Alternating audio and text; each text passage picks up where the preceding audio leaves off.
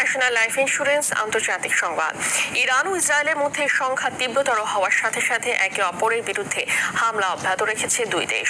Israeli হামলায় নিহত হয়েছে ইরানের রেভলিউশনারি গার্ড কোরের গোয়েন্দা প্রধান কাজিমি সহ ৩ কর্মকর্তা।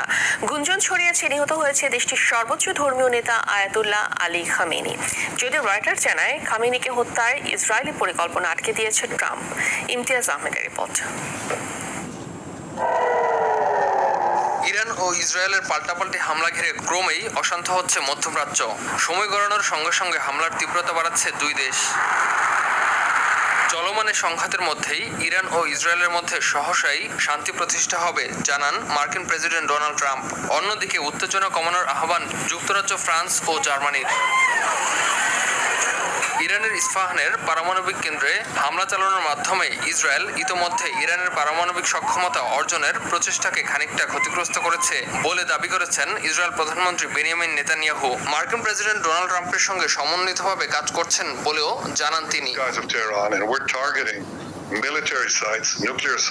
ইসরায়েলের গোয়েন্দা সংস্থা মোসাদের সঙ্গে যুক্ত সন্দেহে 2 ব্যক্তিকে গ্রেপ্তার করার কথা জানিয়েছে ইরান। এদিকে ইরান ইসরায়েল সংঘাত নিরসনে জরুরি বৈঠকের ডাক দিয়েছে আন্তর্জাতিক পরমাণু শক্তি সংস্থা IAEA।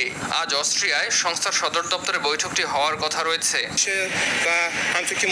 যদিও ইসরায়েলি হামলা অব্যাহত থাকলে কোনো পারমাণবিক আলোচনা হবে না, সাফ জানিয়ে দিয়েছেন ইরানের প্রেসিডেন্ট মাসুদ পেজেশকিয়ান।